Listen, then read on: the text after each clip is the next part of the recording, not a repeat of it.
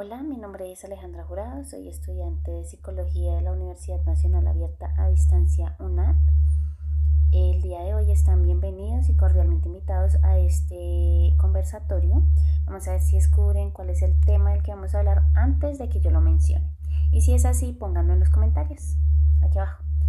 Bueno, ¿cuántas personas conocen o cuántos de ustedes consideran que las decisiones que se toman a nivel político están totalmente alejadas o distantes de la realidad de las comunidades? Muchas, ¿cierto? Bueno, para esto vamos a formular un caso hipotético. Hay una protesta en un barrio de la ciudad de Bogotá porque no se está prestando el servicio de acueducto de forma efectiva. ¿Qué creen ustedes que motiva a las personas que están dentro de la protesta? ¿Qué las une? ¿El miedo, la esperanza? ¿Y qué creen que pasa por la cabeza de aquellas personas que se desentienden totalmente de la situación y consideran que es una respuesta inadecuada ante la situación? Bueno, para resolver estas preguntas es aquí donde entra la psicología política. La psicología política es un campo interdisciplinar que se encarga de estudiar o analizar cómo los comportamientos sociales van moldeando las decisiones políticas y viceversa. A su vez se encarga de ver cómo las decisiones políticas afectan los comportamientos no solo colectivos sino también individuales, las dinámicas sociales. Para Cruz y Rodríguez es entender cómo el poder, las emociones y la identidad moldea el aspecto político de una nación y a su vez cómo ese aspecto político, esas decisiones tomadas a nivel global o general, moldean la identidad de las comunidades y la identidad individual de las personas. Incluso la identidad de las personas que no se identifican con la política. No solo estudia aquellas personas o aquellos colectivos que se identifican con la política y participan activamente en ella, sino también el motivo por el cual hay personas que se desentienden totalmente de la política, que no la soportan, que no les gusta.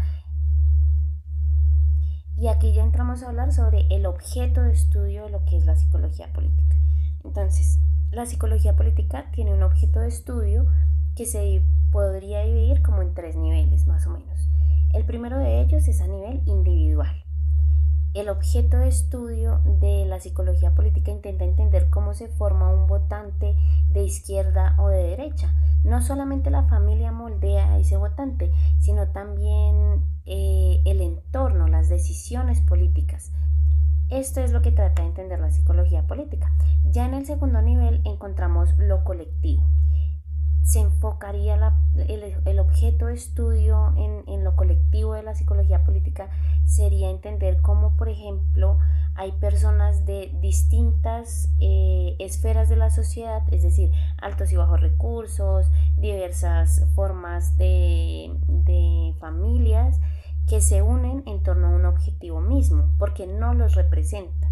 Un ejemplo de ello sería el paro del año 2021, en el cual se protestaba por una reforma tributaria que el entonces presidente Duque había planteado a el país.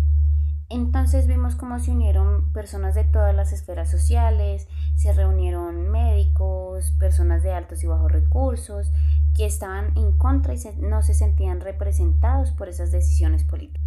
Y finalmente encontramos en el nivel 3 el nivel estructural o el objeto de estudio estructural, que podríamos llamar de los estereotipos también. Estos estereotipos como el clasismo, el racismo, el estereotipo de género, se enfoca la psicología política en estudiar cómo estos estereotipos van a moldear a los individuos y su comportamiento político más adelante. Ya sabiendo esto, es importante comprender que la psicología política nos puede ayudar a fortalecer los procesos comunitarios.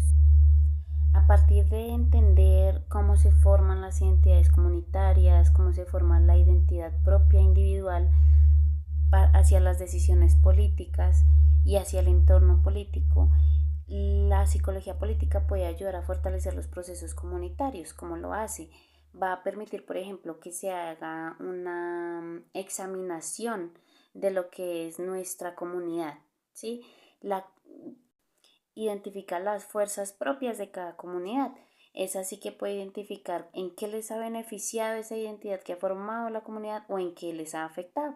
Por ejemplo, para el caso específico de Colombia encontramos que hay comunidades de víctimas y que se identifican a sí mismos como víctimas, pero esa identificación como víctimas los ha llevado también a trascender el concepto y ahora hay organizaciones como Semillas de Paz, que son comunidades de víctimas del conflicto que se han unido y han cambiado la forma en que se ve a las víctimas en Colombia y como son actores ya no víctimas del conflicto, sino transformadores de los territorios de paz. Entendiendo que la psicología política tiene un objeto de estudio muy centrado y sabiendo aún que puede ayudar en el fortalecimiento de los procesos comunitarios, es posible pensar que puede ayudar la psicología política también en el proceso de reconciliación para la paz en Colombia. No es algo, no es algo desmedido pensar que la psicología política es un factor clave para llegar a la reconciliación del posconflicto en Colombia, teniendo en cuenta que no propone olvidar lo sucedido, las situaciones vividas. Más bien se propone que la identidad construida a partir de esas situaciones, de esos escenarios, se vuelva activa en la reconstrucción de la historia, no solo con las víctimas del conflicto, sino también con los actores del conflicto a través del... Ya para finalizar, podríamos contemplar que la psicología política es un campo que nos enseña o nos muestra que lo político realmente son decisiones cotidianas, de cómo educamos a nuestros hijos, de cómo nos la llevamos con el vecino, de qué tan identificados estamos con nuestra comunidad o no. Pero cuéntenme ustedes, después de esto, ¿cómo ven la política desde su barrio? ¿Cómo ven las decisiones políticas desde su posición?